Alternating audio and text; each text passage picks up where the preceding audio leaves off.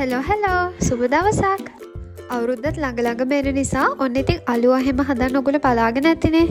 ඒත් ඉතින් පැණි උණු කරලා හරි පැණි පදම හොයාගෙන ඔය වගේ වැඩ ගොඩාක් කරනකොට ටිකක් විතර අමාරුයිනේ. ඉතින් ඔන්න අලුව හදන්න දන්නේ නැති කෙනෙක්ට උනත් විනාඩි 5න් පැණි උණු කරන්න නැතුව හරිම ලේසියෙන් හදාගන්න පුළුවන් අලුව රෙසිපි එකක් තමයි මම අරගෙන ආවේ.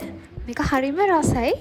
කටේම දියවෙන අපි හැමෝම කැමති විදිහ අලුව එකක්. ඉතින් මගේ channel එකට අලුත් කෙනෙක් නම් subscribe කරලා එකතු වෙන්න. අපි බලමු අපිට මොනවද ඕනේ වෙන්නේ කියලා. ඉතින් ඔන්න මේ ටික තමයි අවශ්‍ය වෙන්නේ. මුලින්ම මම අරන් තියෙනවා සීනි ග්‍රෑම් 150ක්.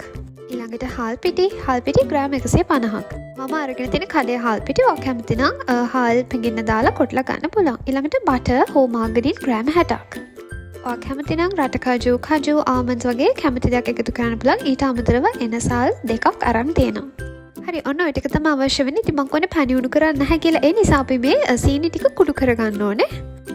සීනි කුඩු කරනකොට ඔයා මේක ග්‍රයින්ඩර් ජාර් එකට දාලා ඒ වගේම එනසල් දෙකක් දාලා කුඩු කරගන්න. එතකොට හොඳ සුවඳක් එනවා. එනසල් එක හොඳට කුඩු වෙලා එනවා.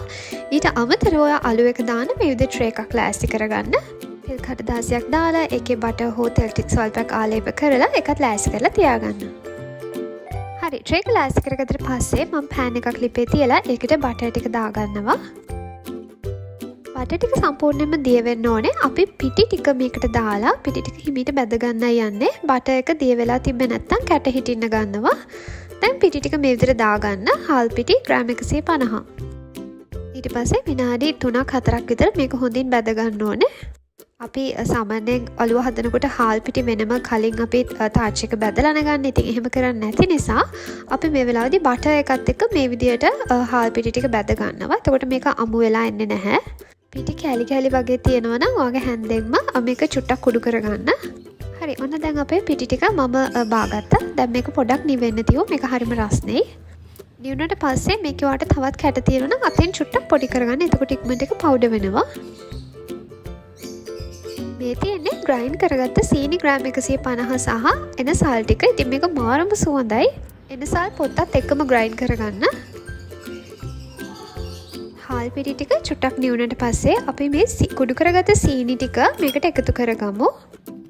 කුඩු කරගත්ත සීනි එකතු කරන අතරේ ඔයා මේකට ලුණු තේ හැඳි කාලකුත් එකතු කරගන්න. ඊට පස්සේ මේ ඔක්කොම ටික හොඳින් මිශ්‍ර කරගන්න. ඊට පස්සේ ඔයා ගාව තියාගන්න ඕනේ හොඳින් රත් වෙච්ච වතුර ටිකක්. රත් වෙච්ච වතුර මේස හැඳි 5ක් විතර ඕන වෙනවා. ඉතින් ඒ වතුර ටික සැරෙන් සැරේ දාගෙන මේක හොඳින් මිශ්‍ර කරගන්න නැවතත්. පාර ඔක්කොම වතුර දාගන්න යන්න එපා. ටික දාලා හොඳින් කවලම් කරගන්න. කැට තියෙනවා නම් පොඩි කරන්න. මේ විදිහට මේක එක බෝලයක් වෙන විදිහට ඔයා මේක හදා ගන්න ඕනේ. මේ විදිහට ඔක්කොම පිටි ටික එකතු කරලා එක බෝලයක් වෙන විදිහට අතෙන් තමයි මේක කරගන්න වෙන්නේ. අතෙන්ම අනා ගන්න. ඉතින් මේ බලන්න මේ විදිහට බෝලයක් හදාගන්න පුළුවන් වුණාට පස්සේ ඔයා මේක ට්‍රේ එකට දාගන්න.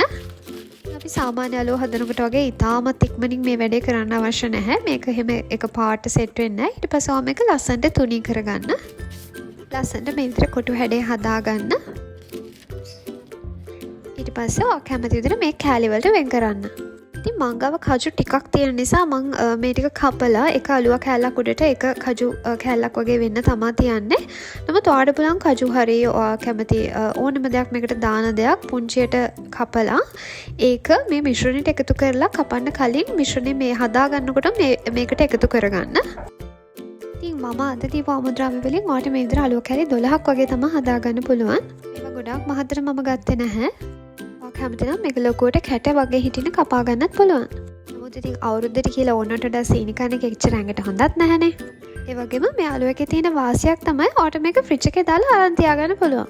සතියක් වගේ කාලයක් වුණත් ඔයාට මේක ෆ්‍රිජ් එකේ දාලා තියාගන්න පුළුවන්. ඉතින් අවුරුද්දට සතියකට විතර කලින් ඔයාට මේක හදලා වෙලාව වෙන් කරලා තියාගන්න පුළුවන්. ඔයා කැමති නම් මේක ෆ්‍රිජ් එකේ විනාඩි 5ක් විතර තියලා සෙට් කරගන්නත් පුළුවන්. මම ෆ්‍රිජ් එකේ විනාඩි 5ක් විතර තිබ්බහම මේ විදිහට තමයි සෙට් උනේ.